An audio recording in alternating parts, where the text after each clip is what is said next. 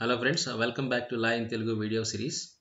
ఈరోజు మనం culpable హోమిసైడ్లోని 3 explanations ఏవైతే ఉన్నాయో వాటి గురించి తెలుసుకోబోతున్నాం. సో ప్రీవియస్ వీడియోలో మనం కల్పబుల్ హోమిసైడ్ అంటే ఏంటి, దాని డెఫినేషన్ మొత్తాన్ని వివరించడం జరిగింది. సో ఈ వీడియోలో ఆ ఎక్స్ప్లెనేషన్స్ ఏంటో చూద్దాం అనమాట. ముందుగా ఆ వీడియో చూసి ఈ వీడియో చూడండి, సో మీకు క్లారిటీ వస్తుంది. First one, explanation 1. A person who causes bodily injury to another who is laboring under a disorder, disease or bodily infirmity and thereby accelerates the death of the other. అలా చేస్తే మనం ఏమంటాం, shawl be deemed to have caused his death. So ఈ వ్యక్తి మరణానికి కారకుడు అయ్యాడని చెప్తాం అనమాట. రైట్. సో ఈ రెండో వ్యక్తి ఏం చేస్తున్నాడు, he is labouring under a disorder, disease or bodily infirmity. అంటే ఏంటి, సో ఏదైనా వ్యాధికి గురై ఉన్నాడు ఆల్రెడీ, ఆర్ శారీరక లోపంతో ఉన్నాడు, bodily infirmity or any disorder. So disorder అంటే నార్మల్ మన ఫిజికల్ హెల్త్ ఏదైతే ఫిజికల్ ఆర్ మెంటల్ కండిషన్లో వచ్చేటటువంటి డిస్టర్బెన్స్ అనమాట, ఆర్ అబ్నార్మాలిటీ. సో అది డిజార్డర్ అనమాట. సపోజ్ మనకి ఫిజికల్ డిజార్డర్ అంటే ఈ ఆస్తమా లాంటివి, ఎపిలెప్సీ ఆర్ ఇలాంటి హార్ట్ కండిషన్స్ ఇలాంటివి ఏవైతేనో, సో ఇవన్నీ కూడా ఫిజికల్ డిజార్డర్స్. మెంటల్గా అయితే సివియర్ యాంగ్జైటీ ఉండటం, లేదా స్క్రిజోఫ్రెనియా అంటాడు కదా, సో అలాంటి మెంటల్ కండిషన్స్ కానీ, ఈ న్యూరలాజికల్ డిజార్డర్స్ కానీ, ఇలాంటివన్నీ ఆల్రెడీ అతను అవి సఫర్ అవుతూ ఉన్నాడు అనమాట. అటువంటి వ్యక్తికి గాయం చేయడం ద్వారా అతని మరణం ఏదైతే ఉందో ఆ మరణాన్ని వేగవంతం చేసాం అనమాట. Accelerates the death of that other. అలా చేస్తే ఆ వ్యక్తిని మనం ఏమంటామంటే, that fellow shall be deemed to have caused his death. అతని మరణానికి కారకుడయ్యాడు లేదా అతన్ని చనిపోయేలా చేశాడు అని చెప్తాం అనమాట. అది ఎక్స్ప్లెనేషన్ అని చెప్తుంది. రైట్.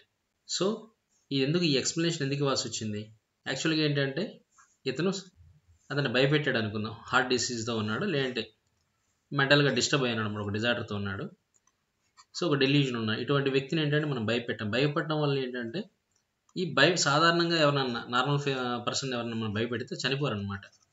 బట్ ఈ వ్యక్తి విషయంలో ఏంటంటే అది ఇంకా భయాందోళనకు గురి చేసి అతను చనిపోయేలా, సూసైడ్ చేసుకునేలా చేసింది అనుకుందాం. సింపుల్ థింగే ఇది, కానీ మనం సింపుల్ థింగ్ కదా అని చెప్పేసి ఈ వ్యక్తిని వదిలిపెట్టలేము అనమాట. తనకు ఉన్నటువంటి కండిషన్ కారణంగా ఈ సింపుల్ థింగ్ కూడా ఏంటంటే అతను చనిపోవడానికి కారకం అవుతుంది. కాబట్టి ఏంటంటే సో అందువల్ల అతను మరణానికి కారకుడయ్యాడని చెప్తాం అన్నమాట దీని కింద. సో అందువల్ల అతను వదిలిపెట్టడానికి లేదు. రైట్. సెకండ్ ఎక్స్ప్లెనేషన్ చూడండి. Where a death is caused by bodily injury. Death is caused by bodily injury. The person who causes such bodily injury shall be deemed to have caused death, although resorting to proper remedies and skillful treatment the death might have been prevented. So proper treatment తీసుకున్న, లేదా skilful treatment తీసుకున్న ఇతను బ్రతికే అవకాశం ఉండి ఆ treatment తీసుకునే కారణంగా అతను చనిపోయాడు అనుకోండి, అయినప్పటికీ కూడా ఇతనే అతని మరణానికి కారకుడయ్యాడని చెప్తాం అనమాట. సో ఇవి తీసుకుంటే ఆ మరణం సంభవించకుండా ఉండేది, మనం ప్రివెంట్ చేయగలిగి ఉండేవాళ్ళం అనమాట. The death might have been prevented. But ఈ కేసులో చేయలేకపోయాం అనమాట. చేయకపోయినప్పటికీ కూడా ఇతనే ఆ మరణానికి కారకుడని మనం చెప్తాం అనమాట. సపోజ్ ఒక ఎగ్జాంపుల్ చెప్తాను. ఏ అనే ఒక వ్యక్తి ఉన్నాడు, బి అనే ఒక వ్యక్తిని కత్తితో పొడిచాడు అనమాట. ఈ బీని ఏం చేశారంటే లోకల్ క్లినిక్ ఏదో ఉంటుంది కదా జనరల్గా, ఆ లోకల్ క్లినిక్ తీసుకెళ్ళారు అనుకుందాం. అక్కడ ట్రీట్మెంట్ సరిగ్గా లేదనమాట. Treatment not up to the mark or ఐడియల్గా లేదు. సో అందువల్ల ఏంటంటే బి డైస్, చనిపోతారనమాట. ఆ డైడ్.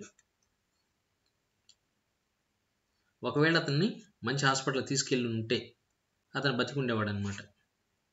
రైట్. అయినప్పటికీ కూడా ఎవరైతే ఉన్నారో గాయం చేశారో ఇతను క్రిమినల్గా లైబుల్ అనమాట స్టిల్. బికాజ్ ఈ చైన్ ఆఫ్ ఈవెంట్స్ ఏవైతే ఉన్నాయో, ఈ హాస్పిటల్కి వెళ్ళటం, గాయం అవటం, అతను చనిపోవటం, ఈ చైన్ ఆఫ్ ఈవెంట్స్ అన్నీ కూడా కారణం ఏంటి, ఆ ఒరిజినల్ స్టాపింగ్ అనమాట. అతను కత్తితో పొడటమే కదా. రైట్. సో ఇతను పొడవకపోతే ఏంటంటే అవసరమే వచ్చిండేది కాదు. కాబట్టి ఏంటంటే ఈ విక్టిమ్ ఎవరైతే ఉన్నారో విక్టిమ్ని కోర్టు ఎక్స్పెక్ట్ చేయదు అనమాట. ఎందుకు, to get perfect treatment.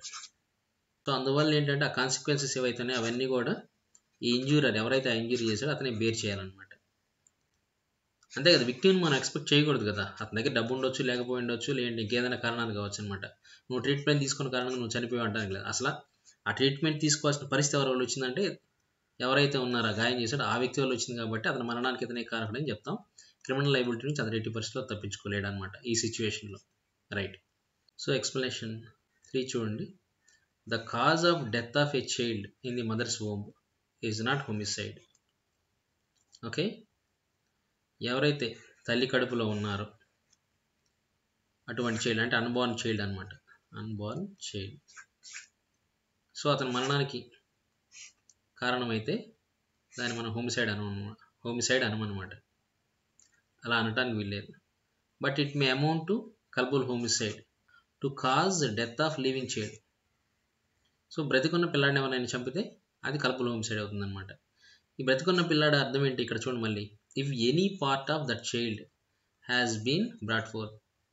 So ఆ ఎవరైతే అన్బార్న్ చైల్డ్ ఉన్నాడో అతని శరీరంలో ఏ ఒక్క భాగమైనా కూడా బయటకు వచ్చినట్లయితే ఆ తల్లి గర్భం నుంచి ఒక్క పార్ట్ వచ్చినా కూడా అతను మనం లివింగ్ చైల్డ్ అంటాం అనమాట, అన్బార్న్ చైల్డ్ కాదు, అతను బార్న్ అన్నట్లే మనం భావిస్తాం అనమాట. రైట్.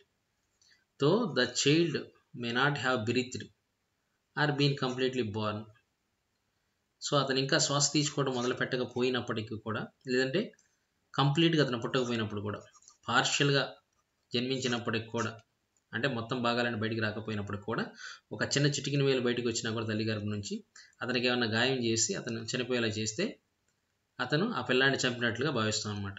రైట్. అది కల్పబుల్ హోమిసైడ్ అవుతుందని చెప్తున్నాను అనమాట. సో 3 ఎక్స్ప్లెనేషన్స్ ఉన్నాయి అన్నమాట క్లారిటీ కోసం అన్నమాట.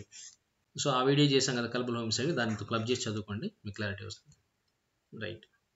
ఇక్కడ ఎవరైతే అన్బార్న్ చైల్డ్ ఉన్నాడో అతని విషయంలో ఏమైనా సంఘటనలు ఉంటే మన ఆఫీసులో 312 నుంచి 316 వరకు 5 ప్రావిన్స్, ఆ ప్రావిన్స్ అక్కడ అప్లై అవుతాయి అనమాట. ఒకవేళ అతను ఏళ్ళు బయటకు వచ్చినా కూడా, చిటికిన వేలు బయటకు వచ్చినా కూడా అతనికి ఏమైనా గాయం చేస్తే అప్పుడు ఈ ప్రావిజన్ అప్లై అవుతుంది అనమాట.